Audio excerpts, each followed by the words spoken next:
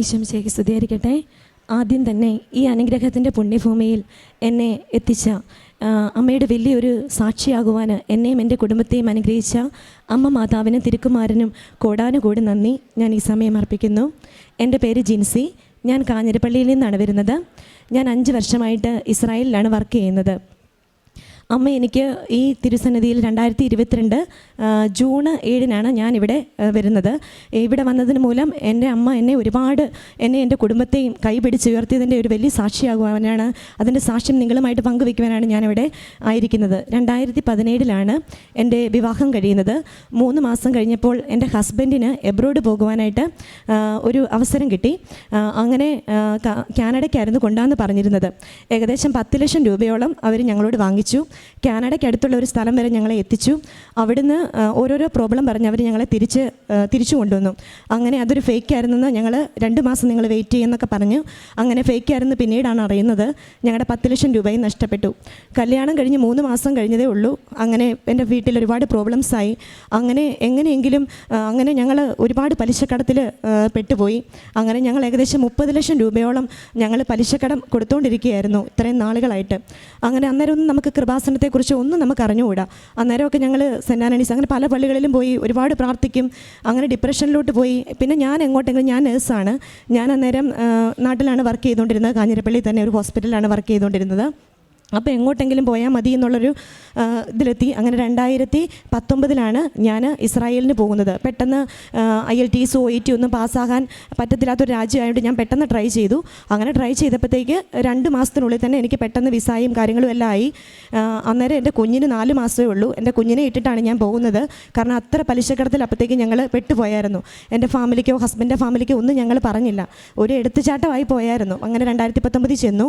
2019 നവംബറിലാണ് എനിക്ക് അമ്മ മാതാവിൻ്റെ കൃപാസനത്തിലെ പത്രം ആദ്യമായിട്ട് എനിക്ക് കിട്ടുന്നത്. അത് ഞാൻ എൻ്റെ അവിടെ അടുത്ത് വർക്ക് ചെയ്യുന്ന ഒരു ചേച്ചിയുടെ വീട് വരെ പോയതാണ്. അന്നേരം ഈ പത്രം അവിടെ ഇരിക്കുന്നത് കണ്ടു. അപ്പം ഞാൻ ഈ ചേച്ചിനോട്, ചേച്ചി എനിക്കൊരു ഇച്ചിരി ഫുഡ് തന്നിട്ട് ഈ പത്രം എടുത്ത് ഞാൻ അതിൽ നിന്ന് ഒരു താളിങ് എടുത്തിട്ട് അതിനകത്ത് പൊതിയായിരുന്നു ഞാൻ ചെയ്തത്. ചേച്ചി പറയും, മോനെ അത് പൊതിയരുത്, അത് കൃപാസനത്തിൻ്റെ പത്രമാണ്. അപ്പം ഞാൻ ചേച്ചിനോട് ചോദിച്ചു, ചേച്ചി ഇതെന്നതാ, ഒരു പത്രമല്ലേ, അതിനകത്തിന് ഇത്ര വലിയ പൊതിയരുതെന്നൊക്കെ പറയാനായിട്ടിരിക്കുന്നത്. അപ്പം ചേച്ചി പറഞ്ഞു, മോനെ അതങ്ങനെയല്ല, അത് കൃപാസനത്തിന് നിനക്ക് അറിയത്തില്ല എന്നിട്ട് അതിനകത്ത് പൊതിയരുതെന്ന്. പക്ഷേ ഞാൻ ആരെയും അങ്ങനെ നിന്ദിക്കുന്ന ഒരാളല്ലാത്തത് കൊണ്ട് ആ ചേച്ചിയുടെ വിശ്വാസം ചേച്ചിയെ രക്ഷിക്കട്ടെ എന്ന് പറഞ്ഞിട്ട് ഞാൻ ഈ പത്രം അവിടെ മാറ്റി വെച്ചിട്ട് ഞാൻ അങ്ങനെ ആദ്യം അത് കണ്ടായിരുന്നു. കൃപാസനത്തെക്കുറിച്ച് ആദ്യമായിട്ട് എൻ്റെ ചെവി കേൾക്കുന്ന അങ്ങനെയാണ്. അങ്ങനെ ഞാനങ്ങ് പോയി. പിന്നെ പലരും വഴി ഞാൻ അവിടെ മാസത്തിലൊന്നേ കുർബാനയുള്ളൂ. നമ്മുടെ ഇസ്രായേലിൽ മാസത്തിലൊന്നാണ് ഞങ്ങളുടെ പള്ളിയിൽ കുർബാനയുള്ളത്. അങ്ങനെ പലരും ഈ പത്രം കൊണ്ട് തരുന്ന അവിടെ വിതരണം ഇങ്ങനെ കൊടുക്കുന്ന കണ്ടിട്ടുണ്ട്. അപ്പം നമ്മളോർത്തത് എന്നാ ഇവർ ഈ ചെയ്യുന്നതെന്ന്. അങ്ങനെ ആ ഒരു രീതി, പത്രത്തിലൊക്കെ എന്തിരിക്കുന്നു എന്നൊരു രീതിയിൽ ഞാൻ മാതാവിനെ സത്യം പറഞ്ഞാൽ എതിർത്ത് പറഞ്ഞൊരു വ്യക്തിയാണ്.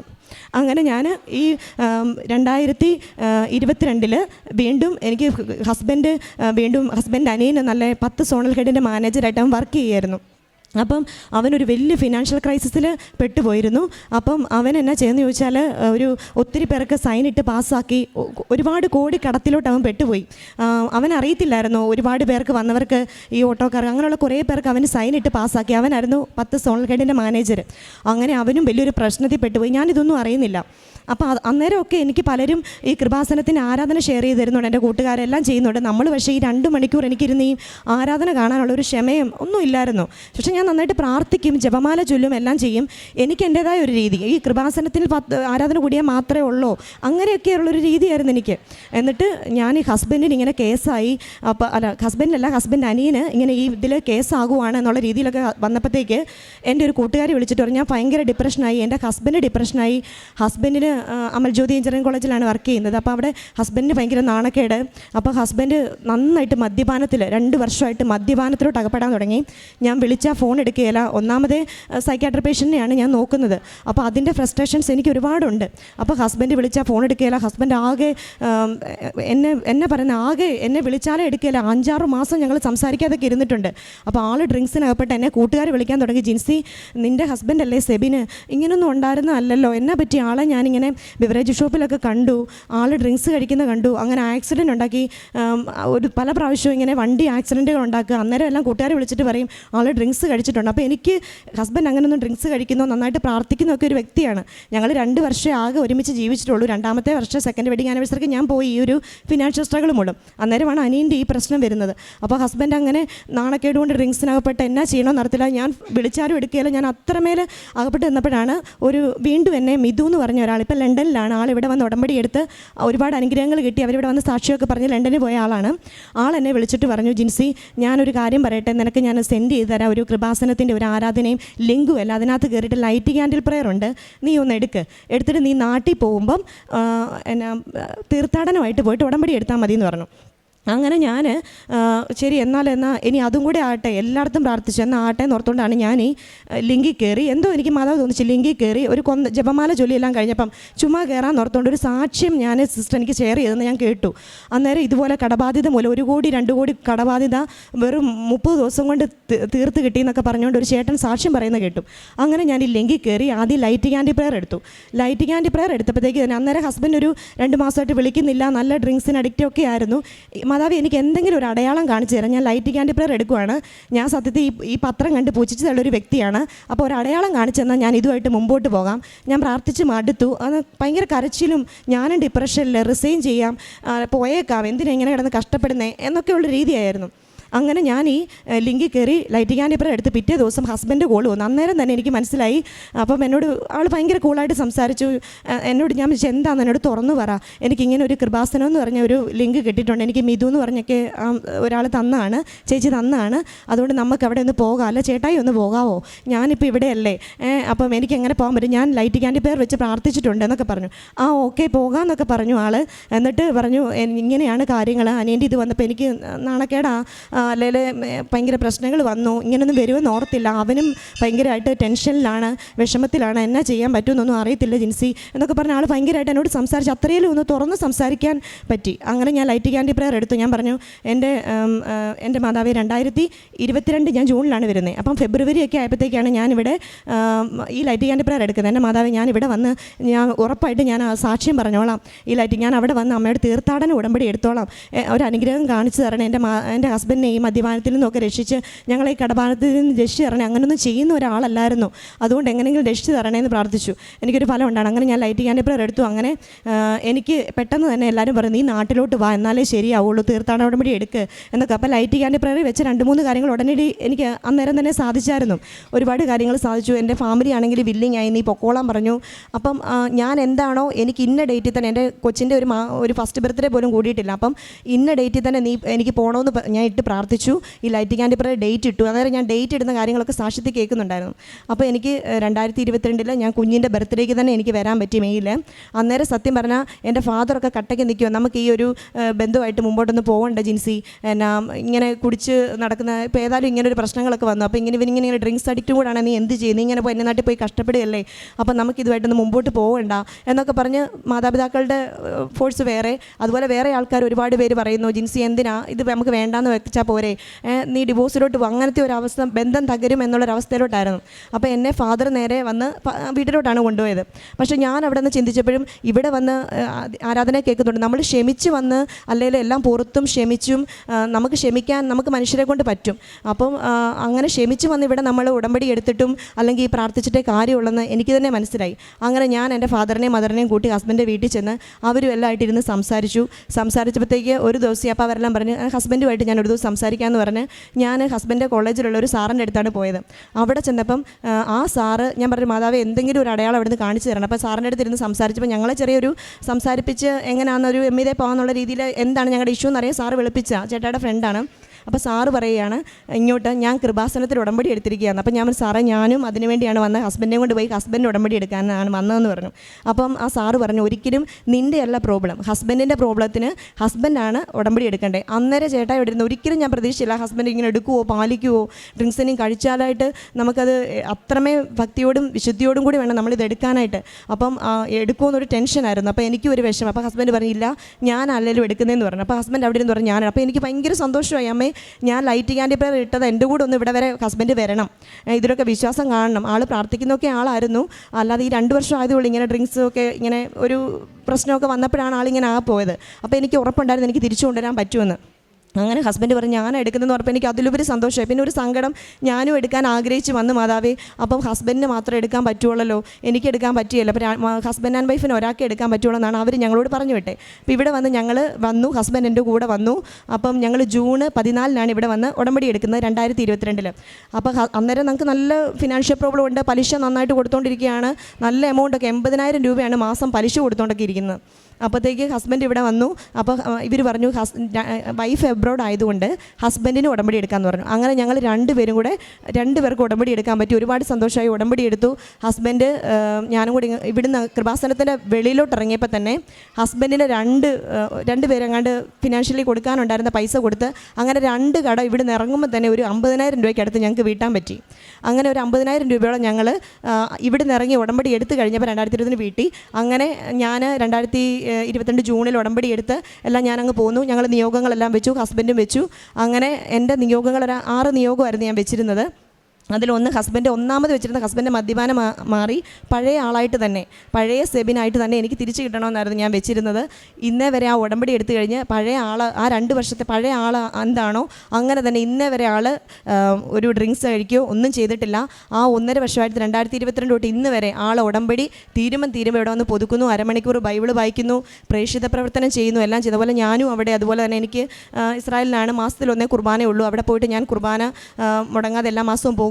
അതുപോലെ തന്നെ ഞാൻ അവിടെ പത്രം, എനിക്ക് ഹസ്ബൻഡ് ഇവിടുന്ന് മറ്റേ പോസ്റ്റ് ഓഫീസ് വഴി അയച്ചു തരും പത്രം 3 മാസം കൂടും. അത് ഞാൻ അവിടെ പോയിട്ട് വിതരണം ചെയ്യും. പക്ഷേ എനിക്കതൊരു സാറ്റിസ്ഫാക്ഷൻ ഇല്ലായിരുന്നു. കാരണം എന്നാന്ന് ചോദിച്ചാൽ അവിടെ എല്ലാവർക്കും ഉടമ്പടിയെക്കുറിച്ചോ അല്ലെങ്കിൽ എല്ലാം അറിയാവുന്നവരാണ് അവർ പത്രം വിതരണം ചെയ്യുക. അപ്പോൾ അറിയാവുന്നവർക്ക് നമ്മൾ കൊടുത്തിട്ട് കാര്യമില്ല, അറിയത്തില്ലാത്തവരിൽ എത്തിക്കണമെന്നാണ് അച്ഛനും സിസ്റ്റർമാരും ഒക്കെ ഇവിടെ നമ്മളോട് എപ്പോഴും പ്രസംഗത്തിലുമൊക്കെ പറയുന്നത്. അപ്പോൾ എനിക്കതൊരു ഭയങ്കര ഒരു വിഷമമായിരുന്നു. പക്ഷേ എന്നാലും എൻ്റെ എല്ലാ കാര്യങ്ങളും കടബാധ്യതകൾ മിറക്കിളായിട്ടാണ്. നമുക്ക് ഒരുപാട് കടങ്ങൾ, അതായത് ഒരു എത്ര പറയുന്നത്, ഒരു 19 ലക്ഷം രൂപയോളം കടം നിന്നിരുന്ന നമ്മുടെ വീടിൻ്റെ ആണെങ്കിലും അല്ലാതാണെങ്കിലും ചെറുകിട കടങ്ങളാണെങ്കിലും ഒക്കെ ഒരുപാട് ഈ 80,000 രൂപ പലിശ കൊടുത്തുകൊണ്ടിരുന്ന ഞങ്ങളെ ഹസ്ബൻഡിനെ ആണെങ്കിലും അവിടുന്ന് കടങ്ങളിൽ നിന്നെല്ലാം രക്ഷിച്ചു മാതാവ്. ആ കടങ്ങളെല്ലാം ഞങ്ങളെ വീട്ടാനായിട്ട് സഹായിച്ചു. അതുപോലെ തന്നെ ഞാൻ എൻ്റെ അനിയത്തിക്ക് വേണ്ടി നിയോഗം വെച്ചിരുന്നു. എൻ്റെ അനിയത്തി BSc നഴ്സിംഗ് പഠിക്കുകയാണ്. അപ്പോൾ അവൾ എന്നെ ഫസ്റ്റ് ഇയർ ആയപ്പോഴത്തേക്ക് വിളിച്ച് പറഞ്ഞായിരുന്നു എനിക്ക് പാടാ ചേച്ചി, ഞാനായിരുന്നു അവളെ പഠിപ്പിച്ചുകൊണ്ടിരുന്നത്. അപ്പോൾ എനിക്ക് പാടാ ചേച്ചി, ഇത് മുമ്പോട്ട് പോകാൻ പറ്റുമെന്ന് തോന്നുന്നില്ല. എൻ്റെ കുഞ്ഞനീത്തി, ഞങ്ങൾ 3 പെൺപിള്ളേരാണ്, ഇളയാളാണ് പറഞ്ഞത്, പോകുന്നില്ല, എനിക്ക് എന്നാ ചെയ്യുന്ന അത്ര. അപ്പോൾ ഞാൻ അതും ഇവിടെ ലൈറ്റ് ക്യാൻഡി പ്രയറിലൊക്കെ അവൾക്ക് വേണ്ടി നിയോഗം വെച്ചായിരുന്നു. അവൾക്ക് ഫസ്റ്റ് ഇയറിൽ നല്ല മാർക്ക് കുറവായിരുന്നു.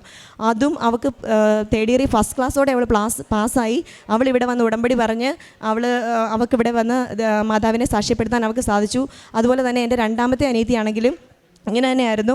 അവൾ ഭയങ്കര ഇതിനെതിരായിരുന്നു. പക്ഷെ അവളും ഇവിടെ വന്ന് ഞാൻ അവരുടെ കുടുംബജീവിതത്തിന് വേണ്ടി ഞാൻ ഉടമ്പടിയിൽ നിയോഗം വെച്ചിരുന്നു. വന്നപ്പം അവളും ഇവിടെ വന്ന് ഉടമ്പടി എടുത്ത് ഒരാഴ്ച കഴിഞ്ഞപ്പോൾ തന്നെ അവളുടെ ഹസ്ബൻഡിന് ഇസ്രായേലിന് പോകാൻ പറ്റി. അവർക്കും അങ്ങനെ ഒരുപാട് അനുഗ്രഹങ്ങൾ ലഭിച്ചു. അതുപോലെ തന്നെ എൻ്റെ അനിയൻ്റെ കാര്യങ്ങളും, അനിയൻ്റെ ഈ പ്രശ്നം വന്നുകൊണ്ട് ഹസ്ബൻഡ് ഞാനും എല്ലാം വെക്കുന്നുണ്ടായിരുന്നു. അവനും ഇപ്പം നല്ല ജീവിതമായിട്ട് മുമ്പോട്ട് പോകുന്നു. എൻ്റെ ഹസ്ബൻഡ് ഇന്നേ വരെ കുടിക്കുകയോ അല്ലെങ്കിൽ ഒരു കാര്യങ്ങളോ ചെയ്തിട്ടില്ല. അതുപോലെ തന്നെ എനിക്ക് ഉടമ്പടി, ഞാൻ ഈ 1.5 വർഷമായിട്ട് എനിക്ക് അവിടെ ചെല്ലുമ്പോൾ നമുക്ക് ഉടമ്പടി പുതുക്കാൻ പറ്റത്തില്ല. 3 മാസം ഞാൻ എബ്രോഡല്ലേ. അപ്പം വിളിച്ചു ചോദിച്ചപ്പോൾ പറഞ്ഞ് പുതുക്കാൻ പറ്റത്തില്ല ജിൻസി, നാട്ടിൽ വരുമ്പോഴേ പുതുക്കാൻ പറ്റുള്ളൂ എന്ന് പറഞ്ഞു. അപ്പം ഞാൻ എന്നാ ചെയ്യുമെന്ന് ചോദിച്ചാൽ ലൈറ്റ് ക്യാൻഡി പ്രയർ ഇട്ട് 3 മാസത്തെ ഉടമ്പടി അതേപോലെ തന്നെ ചൊവ്വാഴ്ച ദിവസം ഒരു നേരം എടുക്കും, ആരാധന കൂടും, അരമണിക്കൂർ ബൈബിൾ വായിക്കും. ഇതുപോലെ ഹസ്ബൻഡ് ഇവിടുന്ന് എനിക്ക് ഓൺലൈൻ വഴി അയച്ചു തരും പത്രം, അതെല്ലാം ഞാൻ മാസം പള്ളിയിൽ പോകുമ്പോൾ കൊണ്ട് കൊടുക്കും. എന്നെക്കൊണ്ട് പറ്റുന്ന പോലെ ഞാൻ ഷെയർ ചെയ്യും. പിന്നെ ഞങ്ങൾ ഹസ്ബൻഡിനെയും കൊണ്ട് അനാഥാലയത്തിൽ എല്ലാ മാസവും, അല്ലെങ്കിൽ ഞങ്ങളുടെ സാലറി കിട്ടുമ്പോൾ 2 മാസമൊക്കെ കൂടുമ്പോൾ ഞങ്ങളെ കൊണ്ടാവുന്ന പോലെ ഞങ്ങൾ അനാഥാലയത്തിൽ പോയിട്ട് ഫുഡ് കൊടുക്കും. ഇങ്ങനെ ഞങ്ങൾ ചെയ്തു വരുവാണ് ഈ 1.5 വർഷമായിട്ട് ഞങ്ങൾ അതുപോലെ. അപ്പോൾ ഹസ്ബൻഡും ഞാനും ഇപ്പോൾ ഒരു പ്രതിജ്ഞ എടുത്തിരിക്കുന്നത്, ഞങ്ങളുടെ മരണം വരെ ഈ കൃപാസനത്തിൽ അമ്മയോടുകൂടി ഒരുമിച്ചായിരുന്നുകൊണ്ട് ഞങ്ങൾ അതുവരെ ഞങ്ങൾക്ക് അമ്മയോടുകൂടി ഒപ്പം നിന്നുകൊണ്ട് ജീവിച്ചു പോകണമെന്നാണ്. കാരണം അത്ര മിറക്കിളാണ് ഞങ്ങളുടെ ജീവിതത്തിൽ ഇപ്പോൾ സംഭവിച്ചുകൊണ്ടിരിക്കുന്നത്. ഹസ്ബൻഡിന് അത് കഴിഞ്ഞതിന് ശേഷം 2-3 ഇൻ്റർവ്യൂ പാസ്സായി. ആ ഇൻ്റർവ്യൂവിന് 1.5 ലക്ഷം രൂപ 2 ലക്ഷം രൂപ എല്ലാം സാലറി പറയുന്നുണ്ട്. പക്ഷേ ഞങ്ങൾ ആദ്യം ഒരു നെഗറ്റീവ് വന്നുകൊണ്ടിരുന്നാൽ ഞങ്ങൾ ദുഃഖിക്കുകയും സങ്കടപ്പെടുകയും അങ്ങനെ ചെയ്യുന്നൊരു വ്യക്തിയാണ്. പക്ഷേ ഇപ്പം മാതാവ് എന്തെങ്കിലും ഇപ്പോൾ ഒരു ഇൻ്റർവ്യൂ പാസ്സാകുമ്പോഴൊക്കെ ഞങ്ങൾ തള്ളി മാറ്റിയാൽ അതിനേക്കാളും നല്ലത്. ഇപ്പോൾ ഹസ്ബൻഡിനെ 2 നടത്തുമെന്ന് മാതാവ് മാറ്റി വിട്ടു. അപ്പം ഞങ്ങൾ വേണേൽ ഡിപ്രഷൻ അടിച്ചോ, ഇതെന്താ ഹസ്ബൻഡ് 4-5 തവണയായിട്ട് ഹസ്ബൻഡ് ഇപ്പോൾ അതൊരു നീ ഞങ്ങൾക്കൊന്നും കിട്ടാൻ വേണ്ടിയല്ല ഇവിടെ വന്ന് എടുക്കുന്നത്, ഞങ്ങൾക്ക് അമ്മയിൽ നിന്ന് വിട്ടു പോകാതിരിക്കാനാണ് ഇപ്പോൾ ഹസ്ബൻഡ്. അത് എനിക്കും അതാണ് ആഗ്രഹം. അപ്പം അമ്മയിൽ നിന്ന് വിട്ടു പോകാതിരിക്കാനാണ് ഇപ്പോൾ ഞങ്ങൾ ഉടമ്പടി എടുക്കുന്നത്. അല്ലാതെ ഞങ്ങളിപ്പോൾ ഒരു ആഗ്രഹം സാധിക്കണം എന്ന് പറഞ്ഞൊന്നുമല്ല. നമ്മൾ ഉടമ്പടി എടുത്തു കഴിഞ്ഞാൽ ഉറപ്പായിട്ടും നമ്മൾ ആ ഉടമ്പടിയിൽ നിന്നുകൊണ്ട് വിശുദ്ധ ജീവിതം നയിച്ചു കഴിഞ്ഞാൽ നമ്മൾ പ്രത്യേകിച്ച് നിയോഗമൊന്നും വെക്കേണ്ട കാര്യമില്ല. ഉറപ്പായിട്ടും മാതാവ് സാധിച്ചു തരും. അതിൻ്റെ വലിയൊരു സാക്ഷിയാണ് ഞാൻ. 2023 ഡിസംബറിൽ ഞാനിവിടെ 2024 ഡിസംബറിലാണ് എനിക്ക് വരാനിരുന്നത്. ഒരു കാരണവശാലും ഞാൻ വരാനിരുന്ന വ്യക്തിയല്ല. അപ്പം എനിക്ക് അതിനുള്ള ഫിനാൻഷ്യൽ ആയിട്ടും ഇല്ലായിരുന്നു വരാനായിട്ട്. അപ്പോൾ പെട്ടെന്ന് എൻ്റെ ബാക്ക് പെയിൻ വന്നിട്ട് പേഷ്യൻറ്റിനെ വാറായിരുന്നു ഇസ്രായേലിൽ, നിങ്ങൾക്ക് എല്ലാം അറിയാൻ പറ്റും. ഇപ്പം വാറാണ് ഇസ്രായേലിൽ നടന്നുകൊണ്ടിരുന്നത്. പേഷ്യൻറ്റിനെ എടുത്ത് ഓടുന്ന വഴിക്ക് 2 പ്രാവശ്യം എൻ്റെ വീടിന് മേളിൽ മിസൈൽ വന്നു, എൻ്റെ ഫ്ലാറ്റിന് മേളിൽ. അപ്പം അന്നേരം എനിക്ക് ബംഗറിൽ പോകേണ്ട വന്നു. അപ്പോൾ പേഷ്യൻറ്റിനെ എടുത്തുകൊണ്ട് അവർ ഫാമിലി പറഞ്ഞു, നീ അങ്ങനെ പോകാൻ പറ്റത്തില്ല, നിനക്ക് താഴെ സേഫ് റൂമിൽ ഇവരെല്ലാം പോകും. ഞാൻ ഒരുപാട് കരഞ്ഞു, കാരണം നമുക്ക് ടെൻഷൻ വരുമല്ലോ, നമ്മുടെ മേളിൽ വന്ന് അത്ര സൗണ്ടാണ്. അപ്പോൾ 2 പ്രാവശ്യം മിസൈൽ എൻ്റെ ഫ്ലാറ്റിന് മേളിൽ വന്നു. അപ്പോൾ പേഷ്യൻറ്റിനെ എടുത്തുകൊണ്ട് വേണം, എൻ്റെ പേഷ്യൻ്റ് ബെഡിടനാണ്, എടുത്തുകൊണ്ട് വേണം എനിക്ക് ഓടാൻ. അങ്ങനെ എടുത്ത് ഓടി ഈ സൈഡിലെ നീ ഇരിക്കാവുള്ളൂ എന്ന് പറഞ്ഞു, അല്ല താഴെ പോരുമെന്ന് പറഞ്ഞു. ഇവരെല്ലാം താഴെ സേഫ് റൂമിൽ പോകും, അവിടെ സേഫാന്ന് പറഞ്ഞു. പക്ഷേ എനിക്കറിയാം അവിടെ സേഫ് അല്ലെന്ന്. പക്ഷേ അവർ പറയുന്നത് എനിക്കറിയാം. പക്ഷേ എനിക്ക് ഒരു കാര്യം അറിയാം, എൻ്റെ മാതാവിൻ്റെ കശുരൂപവും എൻ്റെ ഉടമ്പടി തൈലവും എൻ്റെ ഉപ്പും അവിടെ ഇരിപ്പുണ്ട്. അതുകൊണ്ട് എനിക്കൊന്നും വരത്തില്ല, എൻ്റെ അമ്മയ്ക്കൊന്നും വരത്തില്ലെന്ന് എനിക്കറിയായിരുന്നു. എൻ്റെ ഫാമിലി പറയുന്ന ഫേക്കാന്ന് എൻ്റെ ഏജൻസിയിൽ നിന്ന് വന്നിട്ടുള്ള ആൾ പറഞ്ഞായിരുന്നു, അവിടെ നിന്ന് അത്ര സേഫ് അല്ലെന്ന്. പക്ഷേ എനിക്ക് പൂർണ്ണ വിശ്വാസം ഉണ്ടായിരുന്നു, ഞാൻ സംരക്ഷയാണ്, എൻ്റെ അമ്മയെ സംരക്ഷയാണ്. 3 പ്രാവശ്യം മേളിൽ വന്ന് പൊട്ടി. എൻ്റെ തൊട്ട് ഫ്ലാറ്റിൻ്റെ മേളിലാണ് പൊട്ടിയത്. അപ്പോഴത്തേക്ക് അമ്മച്ചീനെ ഞാൻ എടുത്ത വഴിക്ക് എൻ്റെ പുറം ഒന്ന് വിലങ്ങി നീർക്കെട്ടായിരുന്നു. നീർക്കെട്ടായപ്പോഴത്തേക്ക് എനിക്ക് പിന്നെ പേഷ്യനെ എടുക്കാനോ ഒന്നും പറ്റുന്നില്ല. പക്ഷേ നമുക്കൊരു ഇങ്ങോട്ട് വരണമെന്നുണ്ടെങ്കിൽ നമ്മൾ റിലീവറെ കണ്ടുപിടിക്കണം. ഒരു 3-4 മാസം മുന്നേ തൊട്ട് റിലീവറെ കണ്ടുപിടിക്കാൻ തുടങ്ങണം. അതുപോലെ തന്നെ അവരെ ഫാമിലിക്ക് ഇഷ്ടപ്പെടണം ഇവിടെ പേഷ്യൻറ്റിനെ നോക്കാൻ ആയിട്ട്. അപ്പോൾ എൻ്റെ പേഷ്യൻ്റ് ആണെങ്കിൽ ഒട്ടും വില്ലിങ് അല്ല, എന്നെ വിട്ട് ജിൻസി ഇവിടെ ഈ വാറ് നടക്കുന്ന സമയത്ത് എന്നെ ഇട്ടച്ച് നീ പോവല്ലേ, എനിക്ക് അതൊരു വിഷമം, അങ്ങനെയൊക്കെ ഒരു വിഷമം ഉണ്ടായിരുന്നു. പക്ഷേ ഞാൻ ഒരാഴ്ചയ്ക്കുള്ളിൽ മാതാവ് എനിക്കറിഞ്ഞുകൂടാ. ഞാനപ്പം ഹസ്ബൻഡ് ഈ ഒരുപാട് ഇങ്ങനെ തടസ്സം വരുന്നുണ്ട്. ഞാൻ ഓർത്തുന്ന ഞാനും കൂടെ വന്ന് ഇത് നടക്കാം, ഉടമ്പടി എടുക്കാം. ഇവിടെ എനിക്ക് മാതാവ് ഞാൻ ലൈറ്റ് ക്യാൻഡി പ്രയർ, എനിക്ക് എന്തോ ഒരു സാറ്റിസ്ഫാക്ഷൻ കുറവ്. ഇത്രയും നാളായില്ല ഞാൻ ഇങ്ങനെ ലൈറ്റ് ക്യാൻഡി പ്രയർ ഇട്ടിട്ട് മാതാവിൻ്റെ അടുത്തുനിന്ന് മാറാതിരിക്കാൻ വേണ്ടി ഉടമ്പടി വന്നെടുക്കാൻ പറ്റും, ഇങ്ങനെ ചെയ്തുകൊണ്ടിരിക്കുക. അപ്പം ഞാൻ ഓർത്തു, എന്നാൽ മാതാവേ എന്നെ ഒരു ലൈറ്റ് ചെയ്യാൻ ഉടമ്പടി ഒന്നുകൂടെ ആദ്യമായിട്ട് എടുക്കുന്നതായിട്ട് എടുത്താലോ എന്ന് ഓർത്തുകൊണ്ട് ഞാൻ ലിങ്കിൽ കയറി ഉടമ്പടി എടുക്കാനെടുത്തപ്പോൾ എന്ത് ചെയ്താൽ സമ്മതിക്കുന്നില്ല മാതാവ്, തടസ്സം വരിക. അതായത് നവംബറിലാണ്, ഞാൻ 2023 നവംബറിൽ ഞാൻ ഒന്നുകൂടെ ഉടമ്പടിയായിട്ട് ആദ്യമായിട്ട് എടുക്കാം. എടുത്താണ് പുതുക്കാൻ, ഇനി ഞാൻ എന്ന് വരാനാ, ഇനിയിപ്പോൾ ഈ വാറൊക്കെ അങ്ങോട്ട് സ്റ്റാർട്ട് ചെയ്യുവാണ്. അപ്പോൾ ഞാൻ ഓർത്തു ലിങ്കിൽ കയറി ആദ്യമായിട്ട് എടുക്കുന്ന പോലെ എടുക്കാമെന്ന് സമ്മതിക്കുന്നില്ല. ലൈറ്റ് ക്യാൻഡി പ്രയറിൽ എന്നിട്ട് ലാസ്റ്റ് അത് ഓപ്പണായി കിട്ടി എനിക്ക് ലൈറ്റ് ക്യാൻഡി പ്രയർ. അതിൽ ഞാൻ വെച്ചു, എനിക്ക് 2023 എനിക്ക് പേഷ്യൻറ്റിനെ എടുക്കാൻ പറ്റുന്നില്ല, എൻ്റെ ജോലി പോകുന്നൊരവസ്ഥ. മാതാവ് എനിക്ക് എങ്ങനെയാണെന്ന് അറിയത്തില്ല, ഒരാഴ്ച കൊണ്ട് ഞാനിപ്പോൾ ചോദിക്കാൻ പോവുക, നാട്ടിൽ പോകണം. ഒന്നാമത്തെ നിയോഗം ലൈറ്റ് ക്യാൻഡി പ്രയർ അതായിരുന്നു, നാട്ടിൽ പോകണം. അതുപോലെ തന്നെ ഞങ്ങൾക്കൊരു അത് ഹസ്ബൻഡ് ഇവിടെ വന്ന് സാക്ഷ്യം പറയാൻ വേണ്ടി ഇരിക്കുകയാണ്, ഹസ്ബൻഡ് എബ്രോഡിൻ്റെ കാര്യം. അത് ഹസ്ബൻഡ് തന്നെ പറയട്ടെ എന്ന് ഞാനത് പറയുന്നില്ല, അത് ഹസ്ബൻഡ് ഇവിടെ വരും. അപ്പം ഹസ്ബൻഡിൻ്റെ ആ ഒരു കാര്യം സാധിക്കണം. അതുപോലെ എനിക്കൊരു ചിട്ടി ഉണ്ടായിരുന്നു, ആ ചിട്ടി കിട്ടാനായിട്ട് എനിക്ക് എൻ്റെ പേരിൽ സ്ഥലം ഉണ്ടായിരുന്നു. അപ്പോൾ എനിക്ക് ഇച്ചിരി അഹങ്കാരം ഉണ്ടായിരുന്നു. എനിക്ക് 1.5 കോടിയോളം ബാങ്കിൽ വിളിച്ച് പറഞ്ഞു, ജിൻസി നിനക്ക് എല്ലാം കിട്ടും. അപ്പോൾ നമ്മുടെ ഒരു എന്ന് പറഞ്ഞാൽ എനിക്ക് 1.5 കോടിയോളം കിട്ടും, അതുകൊണ്ട് ഞാൻ എന്നാണേലും ചെന്ന ഉടനെ എല്ലാം ശരിയാകും എന്നും പറഞ്ഞാണ് ഞാൻ ഇതെല്ലാം എടുത്തു വെക്കുന്നത്. ഞാനപ്പം ടിക്കറ്റും എടുത്തു, 1.5 ലക്ഷം രൂപ, 1,20,000 രൂപയായി ടിക്കറ്റിന്.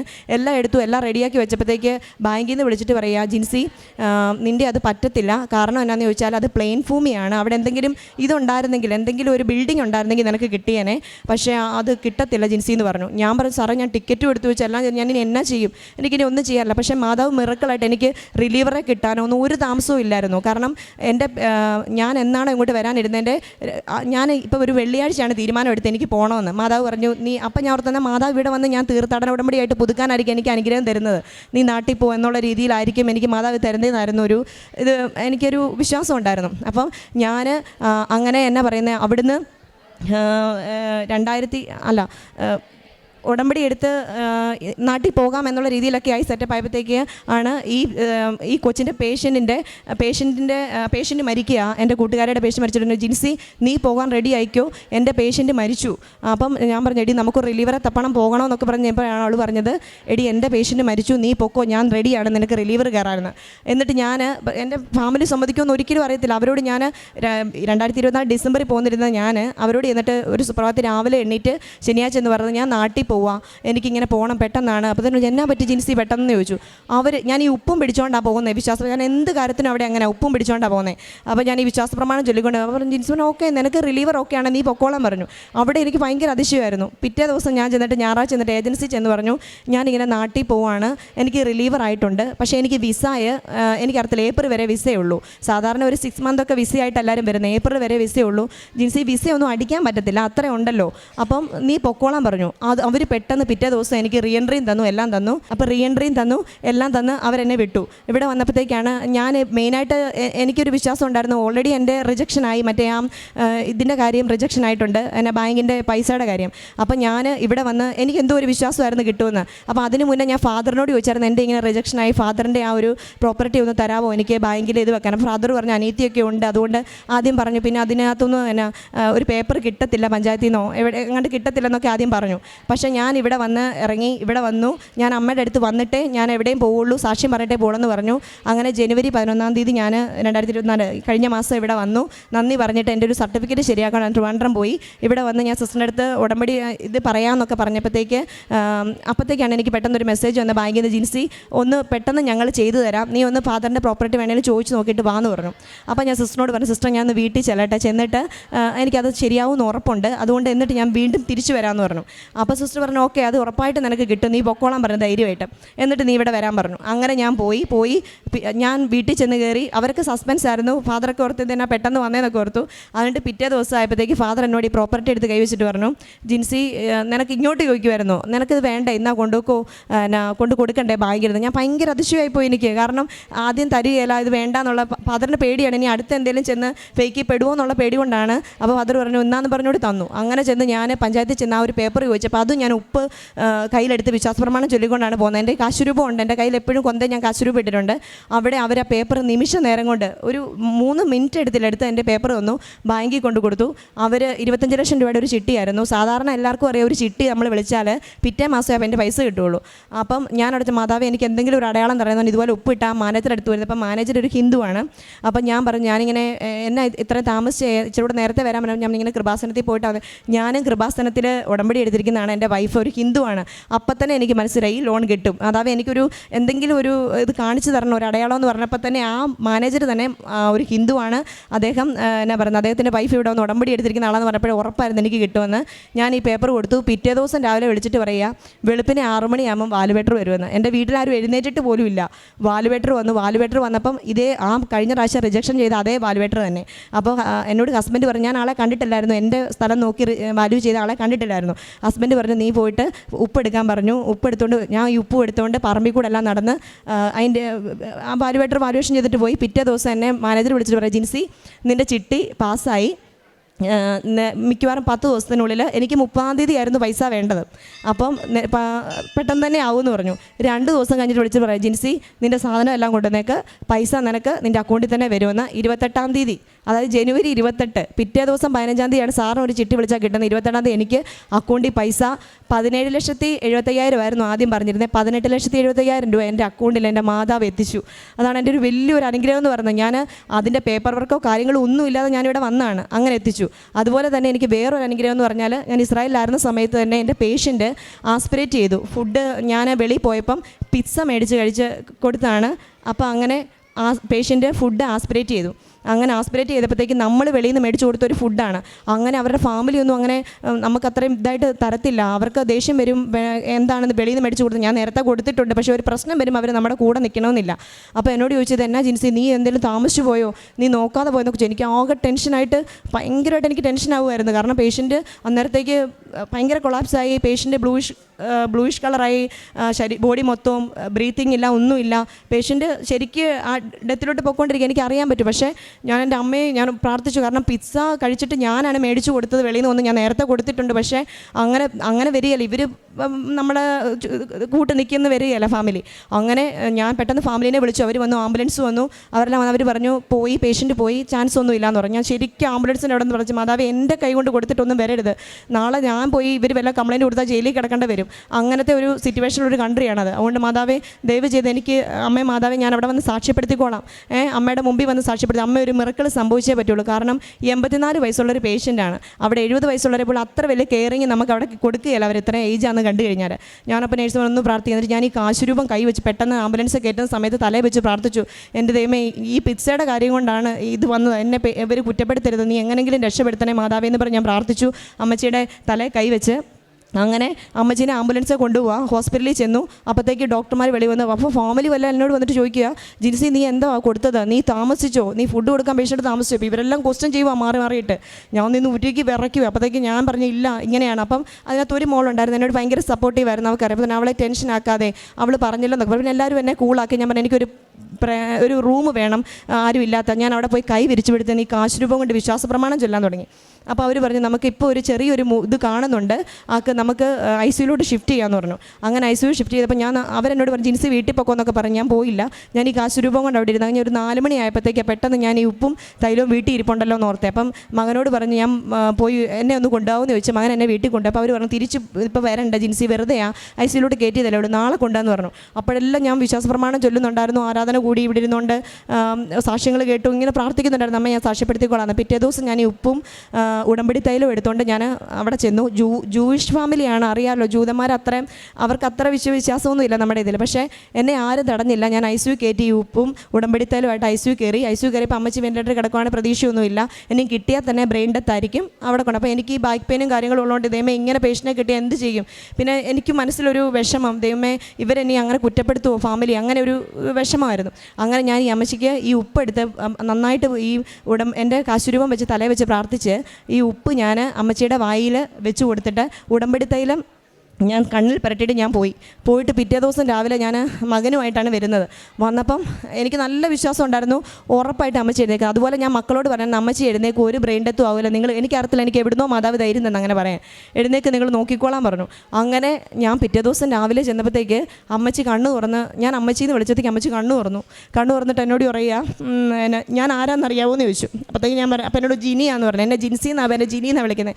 ജിനിയാന്ന് പറഞ്ഞു. ഇതാരാ അറിയാമെന്ന് ചോദിച്ചു. അപ്പോഴത്തേക്ക് പറഞ്ഞു ഇതെൻ്റെ മോനാ, പേരെല്ലാവരുടെയും പറഞ്ഞു. മോനൊക്കെ ഭയങ്കര മിറക്കിളായിട്ട് ഞാൻ അവിടെ നിന്ന് കരയുമായിരുന്നു. ഈ ഉപ്പും കൊണ്ട് ഞാൻ എൻ്റെ മാതാവേ നീ എന്നെ രക്ഷിച്ചെന്ന് പറഞ്ഞ് ഞാൻ കരയുമായിരുന്നു. കാരണം ഇവരെന്തെങ്കിലും ഒരു അമ്മച്ചിക്ക് എന്തെങ്കിലും സംഭവിച്ചു കഴിഞ്ഞാൽ ഇവർ മാറാം. കാരണം നമുക്ക് അവിടെ നിന്ന് ലാസ്റ്റ് പൈസയൊക്കെ ഉണ്ട്. അപ്പോൾ അവർ അത് കിട്ടേണ്ടതൊക്കെ അവർ റിജക്ഷൻ ചെയ്യാം. ഇവരെന്തെങ്കിലും കംപ്ലയിൻറ്റ് കൊടുത്താൽ ഞാൻ ജയിലിൽ പോകേണ്ടി വരും.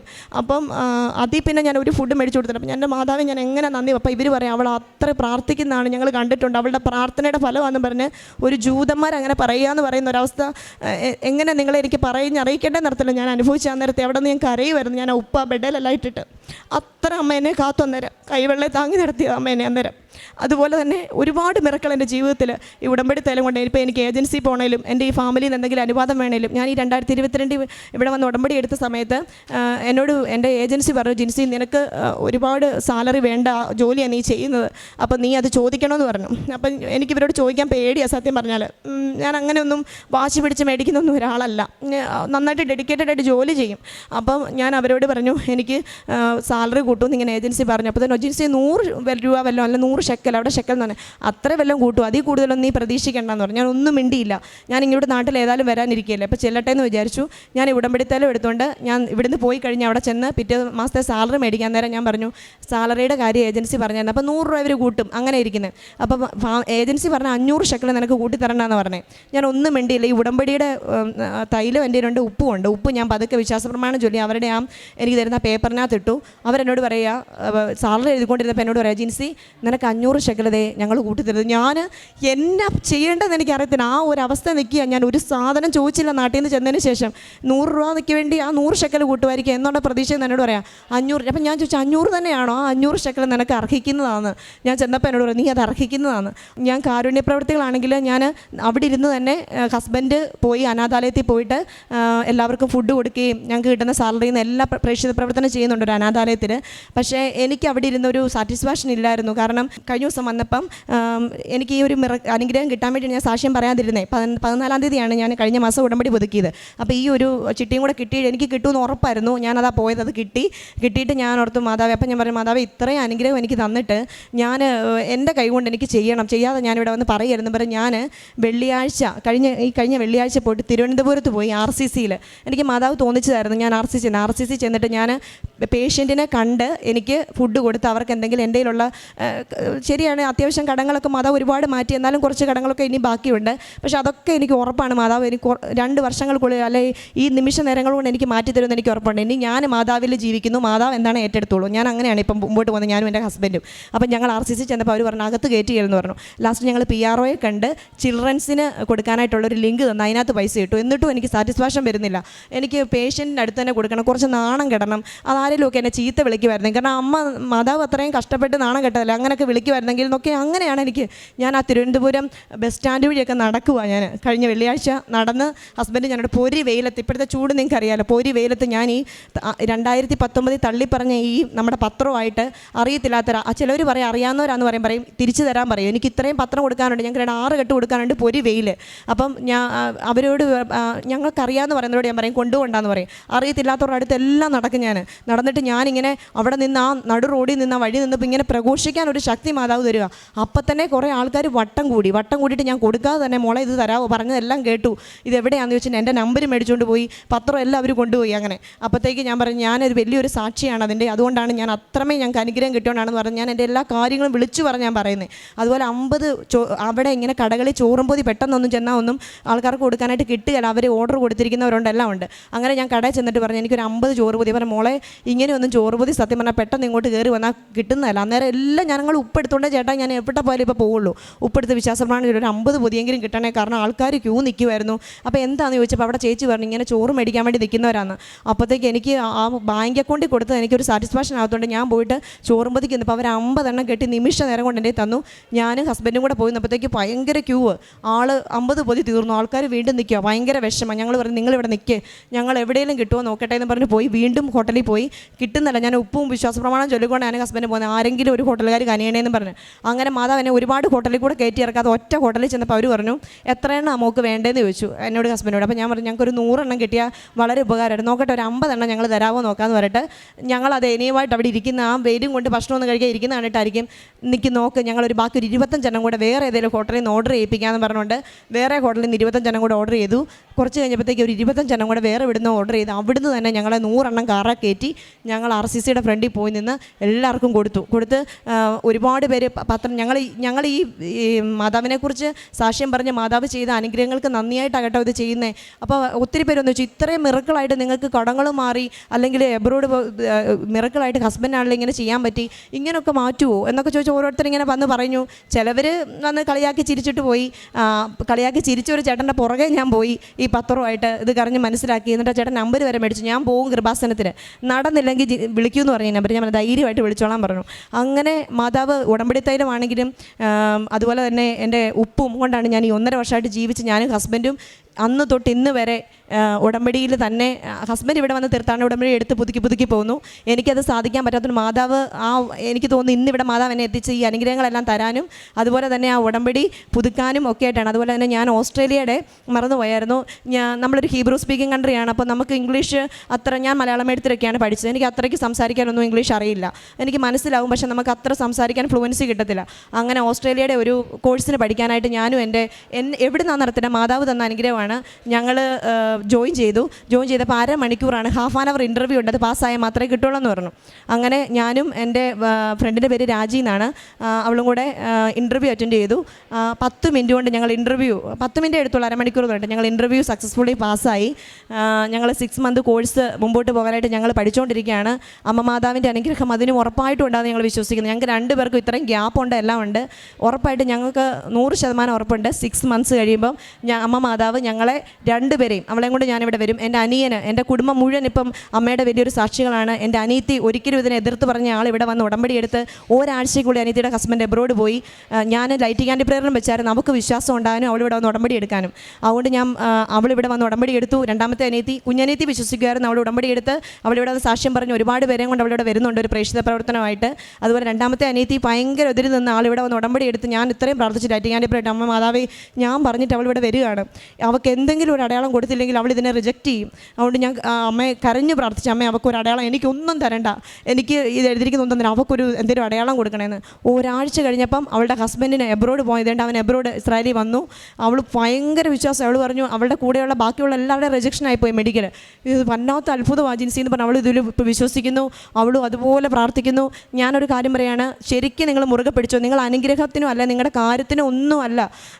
അമ്മ മാതാവിനെ എപ്പോഴും കൂടെ ആയിരിക്കാനായിട്ട് ഇവിടെ നാട്ടിലായിരിക്കുന്നവർ എപ്പോഴും ആ വിശുദ്ധി തന്നെ ജീവിച്ച് നിങ്ങൾ ഉടമ്പടി പുതുക്കി ഒരു കാര്യം ഒന്നും വെക്കണ്ട, നമ്മൾ മനസ്സിൽ പറഞ്ഞാൽ മതി, മാതാവ് അത് സാധിച്ചു തന്നോളൂ. അല്ല പ്രത്യേകിച്ച് പേപ്പർ നിറച്ച് നിയോഗം എഴുതണമെന്ന് ഒന്നുമില്ല. ഉറപ്പായിട്ടും നിങ്ങളെ ഉയർത്തും. ഞങ്ങൾ അതിൻ്റെ വലിയൊരു സാക്ഷിയാണ് ഞാനും എൻ്റെ കുടുംബവും. ഞാൻ വഴി ഒരുപാട് പേര് ഇവിടെ വന്ന് ഉടമ്പടി എടുത്തിട്ടുണ്ട്. എന്നെ ഇന്നിവിടെ ഈ സന്നിധിയിൽ എത്തിച്ച് ഞാൻ ഇന്നിപ്പോൾ ആ മിഥു എന്ന് പറഞ്ഞ ആളെയും എല്ലാവരെയും ഞാൻ വളരെ സ്നേഹത്തോടെ ഓർക്കുന്നു. എൻ്റെ അമ്മ മാതാവിന് കോടാനുകോടി നന്ദി പറയുന്നു. അങ്ങനെ ഉടമ്പടി തൈലവും ഉപ്പും കാശുരൂപവും അതുപോലെ തന്നെ ഒരുപാട് പേർക്ക് പ്രേക്ഷിത പ്രവർത്തനം ചെയ്യാനായിട്ട് ഇപ്പം എനിക്കും ഹസ്ബൻഡും എൻ്റെ കുടുംബത്തിനും ഒക്കെ സാധിക്കുന്നുണ്ട്. അമ്മ മാതാവിന് കോടാനുകോടി നന്ദി. എത്ര പറഞ്ഞാലും നന്ദി തീരുകയില്ല ഈ സന്നിധിയിൽ എന്നെ നിർത്തിയതിന്. കർത്താവ് നിനക്ക് കഷ്ടതയുടെ അപ്പവും ക്ലേശത്തിൻ്റെ ജലവും തന്നാലും നിൻ്റെ ഗുരു നിന്നിൽ നിന്ന് മറഞ്ഞിരിക്കുകയില്ല. നിൻ്റെ നയനങ്ങൾ നിൻ്റെ ഗുരുവിനെ ദർശിക്കും. യെശയ്യാ പ്രവാചകൻ്റെ പുസ്തകം 30:20 തിരുവചനങ്ങൾ നമ്മോട് ഇപ്രകാരം അരുളി ചെയ്യുന്നത്. തൻ്റെ ജീവിത വഴികൾ, താൻ കടന്നു പോന്ന ജീവിത വഴികളൊക്കെ എത്രമാത്രം കല്ലും മുള്ളും നിറഞ്ഞതാണ്. ഓരോ മക്കളും നാം ഇവിടെ വന്നിരിക്കുന്നവർ നമ്മുടെ ജീവിതത്തിൻ്റെ വിവിധതരം പ്രതിസന്ധികളിലായിട്ടാണ് നാം ഒരു ഇവിടെ എന്തൊക്കെയോ ഇവിടെ നടക്കുന്നുണ്ട്. അങ്ങനെയൊക്കെ കേട്ടറിഞ്ഞ് വരുന്നവർ കുറച്ച് പേര് കാണും. വിശ്വാസത്തോടെ ഇവിടെ വന്ന് പ്രാർത്ഥിച്ച് ഉടമ്പടി എടുത്ത് ഇത് തങ്ങൾക്ക് ദൈവസ്നേഹം കൊണ്ട് നിറഞ്ഞ് ഇവിടെ വന്ന് ഈശോയ്ക്ക് വേണ്ടി ജീവിക്കുവാൻ വേണ്ടി വരുന്നവർ ഉണ്ടാകും. അങ്ങനെ ഇവിടെ അനുഭവസാക്ഷ്യം പങ്കുവയ്ക്കുമ്പോൾ ഒരു സമയത്ത് തങ്ങൾക്കിതിലൊന്നും വിശ്വാസമില്ലാതിരുന്നു. കൃപാസന പത്രത്തെ തന്നെ അത്രയേറെ ഇമ്പോർട്ടൻ്റ് ആയിട്ട് കണ്ടിരുന്നില്ല.